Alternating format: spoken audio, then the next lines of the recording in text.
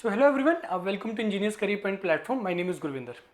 सो ये आज का जो मेरा वीडियो है, जैसे आप लोगों को पता है कि बहुत सारा queries as a institute part पे आता रहता है अलग अलग स्टूडेंट्स का कि सर क्या ये टाइम सफिशिएंट है, सर इसको करना है तो मेरे को कैसे करना है, इस टाइम के अंदर करना है तो मेरे को कैसे करना है।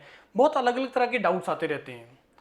अब उसमें एक डाउट ये भी आ रहा है आजकल, अगर मैं पर्टिकुलरली बात करूं कि जैसे कि you know that ECP is a regional player जो इन 4 स्टेट्स को कैटर कर रहा है।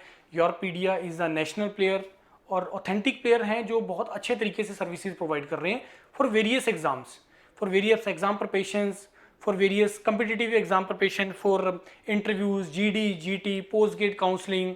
योरपीडिया इज़ द प्लेटफॉर्म। और अगर आप लोगों ने इसको बहुत अच्छे तरीके से दोनों प्लेटफॉर्म का अगर आपने कंपैरिजन किया है तो जो टीम योरपीडिया पे आ रही है वही सेम टीम आपको ईसीपी पे और वही सेम टीम यहाँ पे आपको ऑफलाइन में ही मेंटरिंग कर रही है और आपको गाइड कर रहे हैं और आपको प्रिपेयर करवा रहे हैं। अब आजकल जो स्टूडेंट्स का क्वेरी आ रहा है, जैसे मैंने पिछले 1 साल के अंदर अंदर तकरीबन 100+ कॉलेजेस में सेमिनार किया है, तो बहुत स्टूडेंट्स को अवेयरनेस इस चीज़ से रिलेटेड उनको वो आया है कि भाई हमें सर गेट का प्रिपरेशन करना है, क्योंकि गेट एक ऐसा एग्जाम है जिसके थ्रू आपके पास मल्टीपल ऑप्शंस ओपन होता है। Multiple options in the form of jobs की बात करें, multiple options in form of higher studies की बात करें। हायर स्टडीज़ में आपके पास MTech, MS, PhD, India, abroad, management, मतलब जितना भी करियर ऑप्शंस हैं वो थ्रू सिंगल एग्जाम के थ्रू आ जाता है, that is the GATE examination. अब यहाँ पे क्वेश्चन ये आ रहा है कि जैसे हिमाचल का स्टूडेंट्स हैं वो जस्ट अभी फ्री हुआ है, अभी फ्री हुआ है मिड जुलाई के आसपास। कुछ के रीअपीयर्स के एग्जाम्स होते हैं, कईयों में थोड़ा लेट चल रहा है प्रोसेस। तो कहने का मतलब ये है कि उनको अब ये डाउट आ रहा है, अगस्त, सितंबर, अक्टूबर, नवंबर, दिसंबर, जनवरी, 6 मंथ्स आर लेफ्ट। 6 महीने हमारे पास बचे हैं, तो क्या 6 महीने सर सफिशिएंट है to get all those very good options जो गेट के थ्रू मिलता है।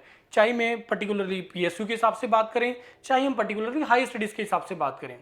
अब जो मैं आपको डिटेल्स बोलूँगा आपको वो माननी है, क्योंकि आपके दिमाग में डाउट नहीं आना चाहिए कि सर अगर ये ऐसा हो क्या ये ट्रू है। क्योंकि जो मैं आपको ये डाटा देने वाला हूँ या जो मैं आपको इन्फॉर्मेशन भी बोल रहा हूँ या जो मैं आपको भी बात करने वाला हूँ वो मैं किस कंटेक्स्ट पे बोल रहा हूँ, क्योंकि योरपीडिया जो एक ऐसा प्लेटफॉर्म है जहाँ पे पूरे इंडिया का बच्चा पोस्ट गेट काउंसलिंग के लिए योरपीडिया को ज्वाइन करता है। पूरे इंडिया का बच्चा पब्लिक सेक्टर में GD, GT, case study, interviews के लिए योरपीडिया को ज्वाइन करता है। सो वी नो दैट कि जब हम ये सर्विसेज प्रोवाइड कर रहे हैं तो किस रैंक पे, किस स्कोर पे स्टूडेंट का आईटी के अंदर या किसी पब्लिक सेक्टर से कॉल आ रहा है या उसमें उसका सिलेक्शन हो रहा है। अब ये जो चीज है, अगर ऑल्दो की ये चीजें ब्रांच टू ब्रांच वेरी कर रहा है, कंप्यूटर साइंस में इस बार ह्यूज कंपटीशन हुआ है 2024 में। Almost double the number of students जो पिछले साल अपीयर हुए थे इस बार अपीयर हुए हैं। 70,000 के आसपास रहते थे, इस बार रफली 1.5 लाख के आसपास हुए। लेकिन बाकी ब्रांचेज में ट्रेंड ऐसा नहीं है।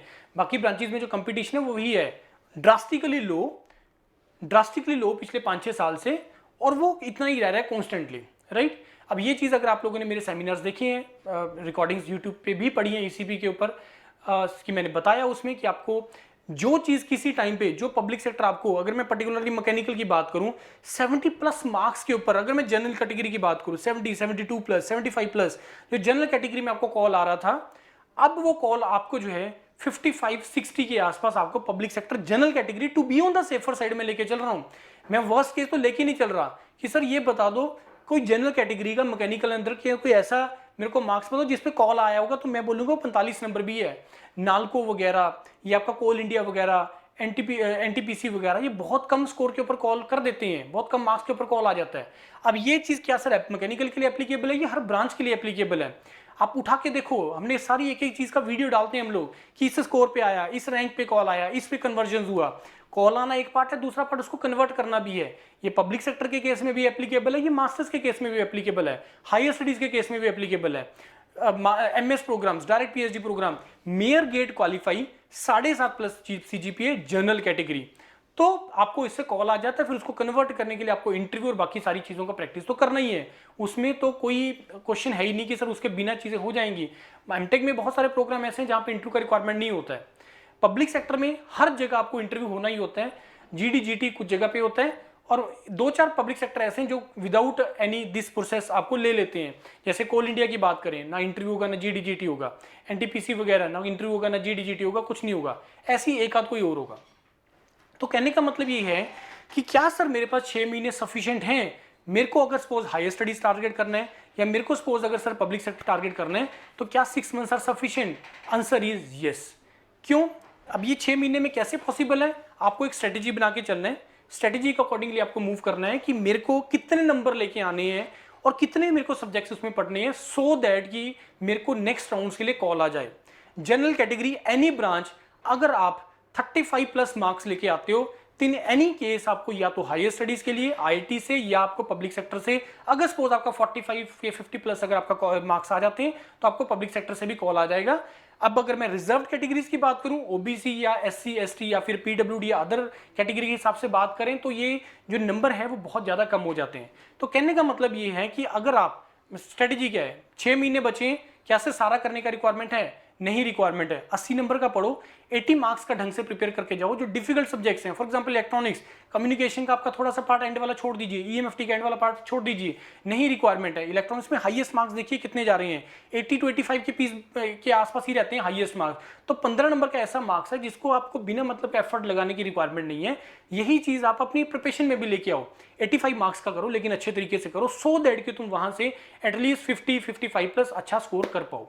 तो ये चीज था, स्टूडेंट्स का क्वेरीज था, तो मेरे को था कि मैं आपको बताऊं कि 6 मंथ्स आर सफिशिएंट। चंडीगढ़ में आओ, ऑनलाइन करो, ऑफलाइन आइए चंडीगढ़ में, आप अपना प्रिपरेशन स्टार्ट करो। और अभी भी अगर आप प्रिपरेशन स्टार्ट करते हो, we are there with you, mentors हैं, पूरी टीम है, इंडिया की बेस्ट टीम है जो आपको प्रिपेयर करवाएगी और आप इजीली इस एग्जाम को बहुत अच्छे मार्क्स के साथ क्रैक कर सकते हैं। बाकी प्रिपरेशन के लिए कोई डाउट है, अगर आपको किसी से इंक्वायरी करना है कि सर कैसे प्रिपरेशन चलती है, कैसे क्लासेस चल रहे हैं, तो नंबर और गूगल फॉर्म वगैरह दिए हुए हैं इस वीडियो के डिस्क्रिप्शन में, तो वहां पे आप उसको फिल करके अपना क्वेरी ले सकते हैं। Thank you and all the best to all of you.